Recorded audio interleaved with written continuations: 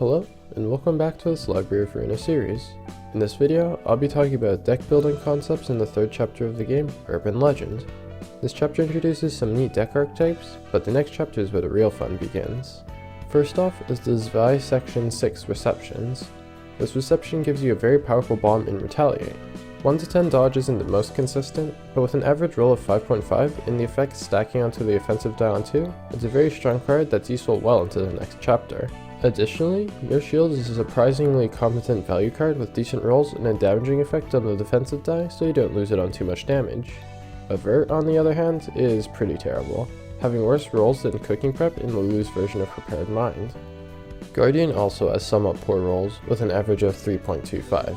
It's serviceable, but 1-cost cards aren't really the best unless they're exceptional like Cooking Prep or Taste My Flaming Bat. Finally, Law & Order isn't a terrible 0-cost, with an average roll of 4, but since the damage effect is on Clash Win, it's a bit hard to justify using it, as it doesn't clash well, but also doesn't free hit well. The second reception gives you some more cards to play around with. Julia's Fence is a bit better than Guardian, with an added block die and a more generally useful effect, as taking less damage is better than higher defensive dice rolls in most cases.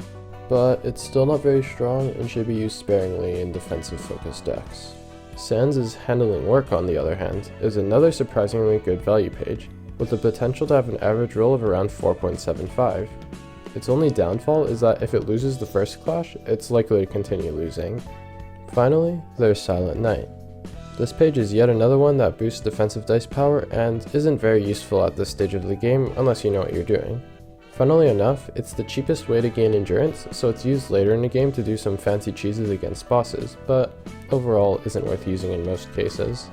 The third reception makes you fight against the first enemy with 2 speed die, Walter. Resolving his book will give you another page with speed for you to use. The combat pages that Walter and Isidore give you are mostly pretty good.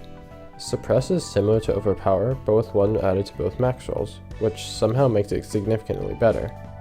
Blade Whirl has a lot of potential damage with its 3 offensive dice for 2 light, but the rolls are a little dicey, so you might prefer something with a bit more clashing power if you're not in great need of a free hitting card.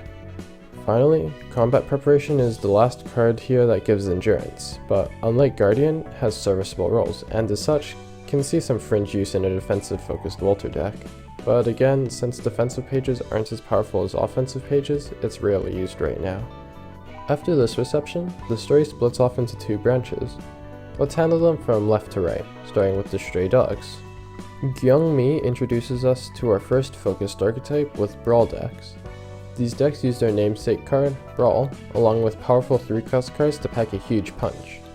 These decks synergize well with pages that have downside on use or combat start, such as Scratch That, or another card which we'll be going over later, as Brawl only copies dice effects so you get around those downsides. At this point in the game, the archetype is still fairly weak, and during longer receptions, like a few in the next chapter, you might be running out of light, cards, or both. Fortunately, Gyeong-Mi's passive Restfulness somewhat counteracts this, letting you cast every other turn when your light runs out. One last thing is that you should run 1 light regeneration card, in this case probably Loosen Up, to keep your light high for longer. The reason we don't run more is that if a Brawl hits a Loosen Up, you're going to be very sad. While I'm on the topic of light regeneration cards, from here on out I'll be referring to cards that restore more light than they cost as -1 cost cards. Let's quickly go over the rest of the cards in reception before moving on. Startin Out Lightly has decent roll ranges for a 1 cost. It's only half a power more than Guardian, but with more consistent roll ranges in exchange for not having the endurance effect. MG and Crush are both similar to Suppress and have good roll ranges for their cost. Destructive Blow and Shocking Impact don't reach their full potential until much later, and by then they're outclassed. But if you roll really high, you can sometimes instantly stagger enemies who are weak to Blunt or Slash. Finally, Cut-In has higher average rolls than Blade Whirl, 6.33 versus 7.66, but lacks the additional effects and has an evade die rather than 3 offensive die, so I personally don't use it, but it's still fairly strong. Now let's travel to the right branch and fight the Molar Office. This introduces another focused archetype with discard margin decks. These decks look to use cards that discard pages in exchange for high rolls, and use their namesake passive to consistently cast 2 spells. Olga is the current poster child of this archetype and the holder of the margin passive. The key cards for this deck are Gamble and Daring Decision.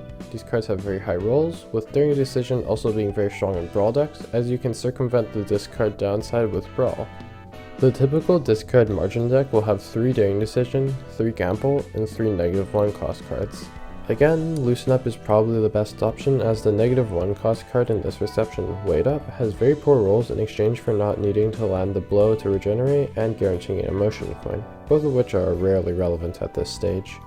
Alternatively, some light regeneration or gambles can be cut for Fierce Onslaught, but it's a lot less consistent than gambles, so ironically, it's a fairly large gamble to run it. This reception also gives you the Art of Rapid Steps, which is the strongest 1-cost value card that you have available right now with an average roll of 4.75. Slice has terrible rolls, so it should very rarely be used. Stay Calm has fringe use in other discard decks if you want to experiment, but it ruins the margin passive, so it's not good on Olga.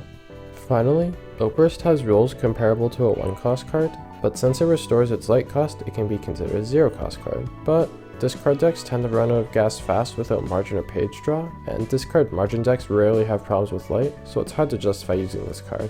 But it could be a consideration to replace a gamble or two. One last thing.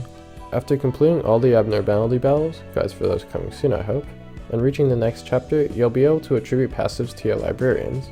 This opens up a lot of customization and build diversity later in the game. For now though, you don't have too many strong ones, but here are some key standouts in my opinion.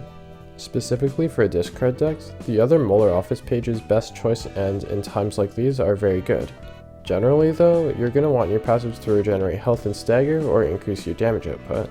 To that end, Keeping in Stride, Emergency Rations, Double Kick, Fleeing Bat, and Punch to the Solar Plexus are all good choices. Overall, at this stage in the game, you're going to be looking to start building specific decks. Right now you have access to Gyeong-Mi Brawl, Olga Discard Margin, Walter Defense Value, and Mars Value. In the next couple of episodes, I'll be going over the abnormality battles in these 3 chapters. I'll see you then, and as always, thank you for watching.